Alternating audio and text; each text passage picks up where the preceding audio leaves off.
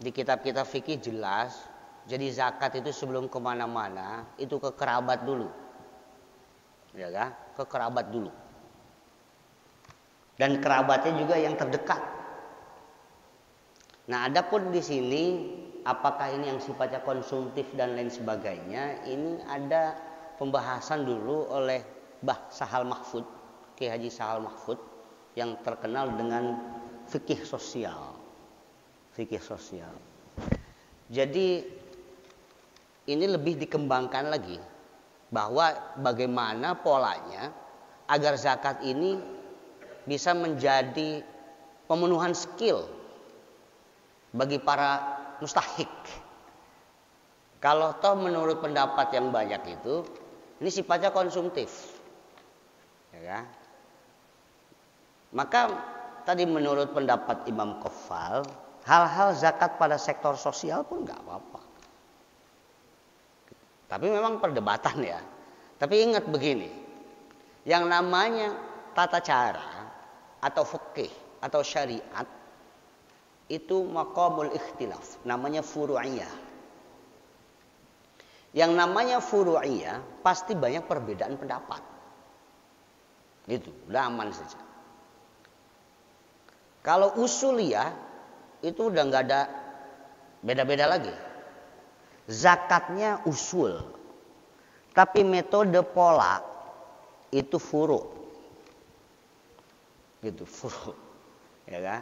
Itu bisa dibaca banyak di website itu tentang Kiai Haji Sahal Mahfud, ya, Rais Am PBNU sampai 2014 dan juga Ketua MUI.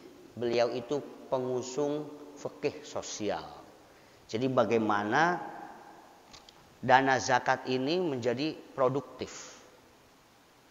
Maka beliau itu membangun di pesantren namanya BPPM, Biro Pengembangan Pesantren dan Masyarakat. Jadi banyak melakukan pelatihan-pelatihan itu bekerja sama dengan Basnas dan sebagainya untuk pemenuhan skill. Yang sejatinya banyak pendapat juga yang nggak boleh karena jelas lil fuqara orangnya, masakin orangnya, Ibnu Sabil orangnya, Sabilillah juga orangnya. Kira-kira gitu. Nah, maka selalu ada pendapat lain, ya, selalu ada pendapat lain. Maka di sini para ulama sekarang itu namanya mujtahid hamalatu fikhin. Mujtahid pembawa ilmu fikih.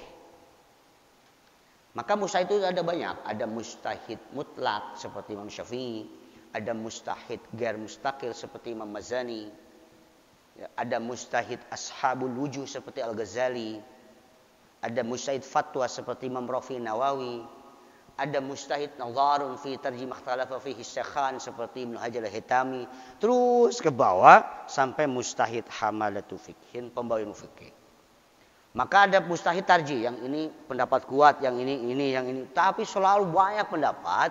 Nah kita posisinya nih, para kiai sekarang, ini melihat kondisinya. Misalnya,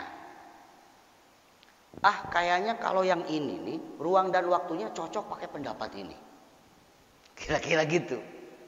Tapi di satu sisi, dia menghukumi yang di tempat ini, berbeda sama itu, tapi pakai pendapat ini. Kita melihat pendapat sesuai dengan ruang dan waktunya. Bahasanya beginilah, misalnya Ustadz Agus nih, ya, datang, assalamualaikum, salam, Kiai, ada apa? Saya mau kawin lagi. Oh, haram. Misalnya begitu, haram. Bukan berarti poligami itu haram. Tapi untuk model Ustadz Agus, wah bahaya ini, ya kan? Melihatnya apa? Al-iltifat ma'ala amri. Gitu. Melihat pada lihat, model-modelnya jauh, kira-kira gitu, ya kan? Maka kadang satu sisi ngomong ke sini mah boleh, tapi ke dia nggak boleh. Kalau ke ini pakai pendapat ini, kalau ke ini pakai pendapat. Jadi harus selalu melihat tahqiqul manat namanya, penelitian utuh. Oh, wah ini pakai ini saja. Kira-kira gitu, ya kan? Jadi itu dasar tahqiqul manat itu atau penelitian utuh itu terhadap kebutuhan para umat ini agar gampang bahasanya. Agama itu gampang, gak usah susah-susah, gitu kan? Seperti misalnya